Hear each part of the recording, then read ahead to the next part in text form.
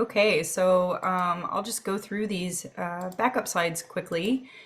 So during my 2-year fellowship with NASA, there were different parts within NASA. One of them's Space Med Operations, or SD, is what it's called. So on the left there, you can kind of see all of the different things that fall under Space Med Ops.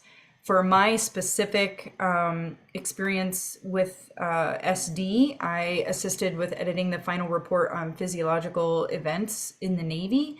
The Navy had paid for some research studies that NASA did, and when NASA was finished with those research studies and they generated a report to give back to the Navy, I assisted with kind of the editing of that final report. I got to attend refresher physiology training that they give there for their air crew. They have, a whole cadre of air crew, not just astronauts, that require their typical drumbeat training the way we give.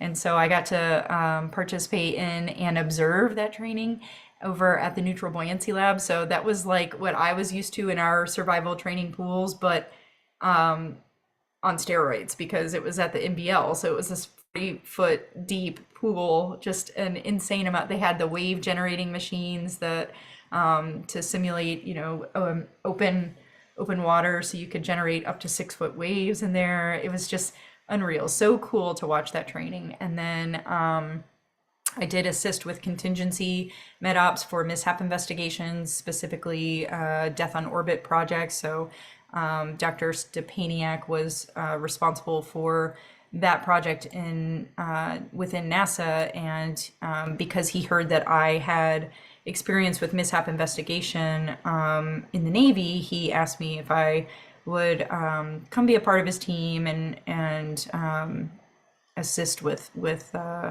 their contingency med operations there. So that was pretty cool. Within SF, so SF is everything within NASA has a mail code. So we had SD for the last one. This one's SF, and that was Human Systems Engineering and Integration.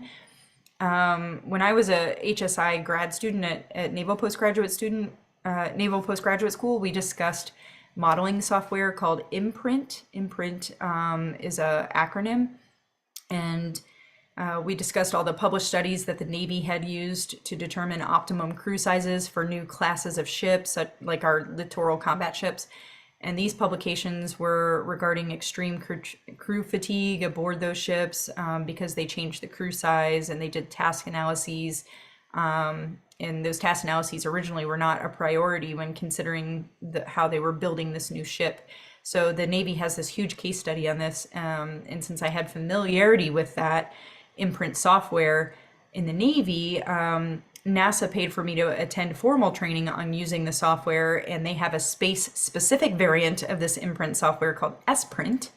So they taught me how to use the software as a trade space analysis tool, and we built a framework for what a typical 4-crewed mission to Mars would look like in terms of human performance, fatigue, task analyses, and any risk that comes with increasing or decreasing the size of the crew or the workload that the crew has. So it was super interesting and a pretty daunting project, actually.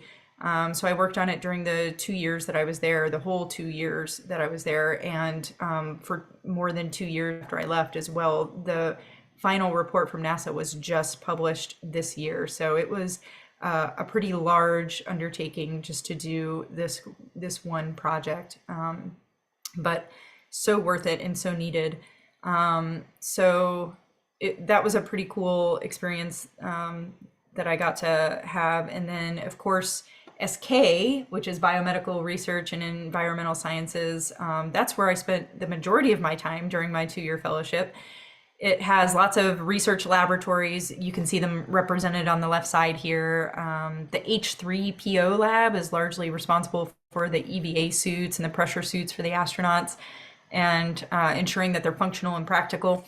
And they deal heavily with biomechanics and ergonomics. And I was able to draw upon a lot of the parallels from my experience in the Navy while I was there with NASA. But the neurosciences lab had a ton of research projects surrounding like recovery operations of a capsule in water, much like what was going on during Mercury and Gemini and Apollo era. the next generation of capsules for like Artemis and SpaceX Dragon were also going to be recovered in open water. But the huge difference is that when Apollo capsules were recovered at sea, the crew were only in space for a few days. The longest mission to the moon was, 3 weeks. So now we're talking about having space missions to ISS that are 6 or 8 months long, or sometimes even 12 months long in duration. So you have a vestibular system that's been living in this microgravity environment for that long, and it becomes severely detrained. And so when the crew is reintroduced to Earth's 1G environment, first of all, it's a pretty dynamic reentry event. So that can wreak havoc on the vestibular system and render the crew incapacitated in some situations. Everybody's sensitivity is different. So I got to assist NASA by helping to build a training analog for recovery crews so that they could experience and appreciate like a familiarization experience, if you will, what it feels like to function with a detrained vestibular system. And the idea was to use that GVS device that I told you about a few slides ago. So by using that device, we could put it on some of the recovery crew and have them understand what it feels like to be disoriented and have your vestibular system overstimulated. So that was kind of a cool application for that. And then, of course, for the bread and butter that I do for my training, what happens if the crew needs to egress the capsule in an emergency situation? So they're in the water and the capsule starts taking on water and they have to do some sort of emergency egress situation with a detrained vestibular system. Now we're talking about, using research and training analogs to inform risk decisions for NASA leaders. And so, let's see. Yeah, okay, I do have some stuff here. So the first bullet was more of a technical interchange meeting that I got to participate in, where we were discussing fitness for duty standards for sensory motor systems. And so without a standard, it's kind of difficult to inform risk decisions. And when we talk about creating a standard, we're not necessarily talking about go or no-go criteria, like what we're used to thinking about with standards in the military, for example.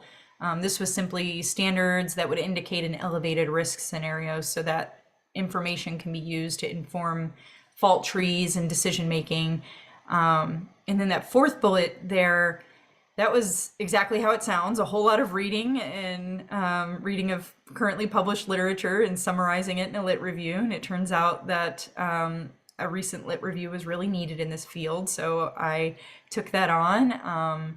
Lots of individual publications existed, but no single source to put it all together and tell a story about where future research should be focused. So, recognizing that lit reviews aren't necessarily sexy work, but it was much needed, and it fed into that fifth bullet that's on there, that NASA has the Human Research Program evidence books, and there's more than 90 of them published on various human physiology topics, and you can download them at the nasa.gov public site. But they're basically NASA approved review of the currently accepted scientific literature on human spaceflight. And so those evidence books for sensory motor hadn't been updated in about 10 years. And so they needed to update that. And in order to do that, you had to do that literature review work. So I was helping in the lab with doing some of that. And then the bottom bullet there is the annual conference of sorts where all the HRP labs get together to share their current research and trends. So it's just another tool that NASA uses to help break down some of those silos and facilitate crosstalk amongst their researchers. Here's some pictures of me during the fellowship there. So top left, I'm on the gravity bed there. So it's almost like an air hockey table that you're laying on. And so you're kind of taking away the 1G that we're used to on one axis and reintroducing it on another. And then the two top middle photos there were on a research device where it's like this treadmill that's on a platform that moves back and forth and forward and back. And they have this giant screen in front of you that's projecting a hallway that's moving so that you feel like you're walking down the hallway, and the ground beneath you is shifting and moving, and you're trying not to bump into different devices, and they're examining how your gait changes as you're doing these movements. So it's really cool. Top right there is a low pressure chamber, a giant low pressure chamber that you can fit multiple people in, and it's like several stories high. It's incredible.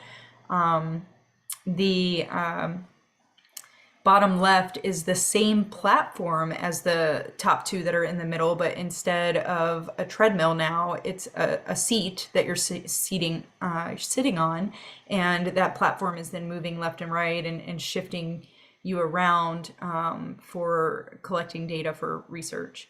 And then the bottom center there is the ARID device. So you guys may have heard of that. That's the device that's aboard the International Space Station for strength training. And so I got to spend a day there just kind of learning how that device works and how, it helps with countermeasures for ensuring that astronauts are staying healthy and fit during their longer missions in microgravity. And then last but definitely not least, in the bottom right there, I got to participate in some of the training of the Navy divers that go out for capsule crew recovery, because they need to know how to rescue the crews in the capsules once they're out in the water. And so the only way they could get that training was in the neutral buoyancy lab there. So it was, again, like a crawl, walk, run scenario. They get some didactic training first, and then they get in the pool at the neutral buoyancy lab, the 40-foot pool. And this is the training that they were doing there. And then we'll kick it up a notch by adding some waves and turning off the lights so we can simulate a night scenario with open sea. And then last, we'll do a training event actually out in the open water off the coast of Florida.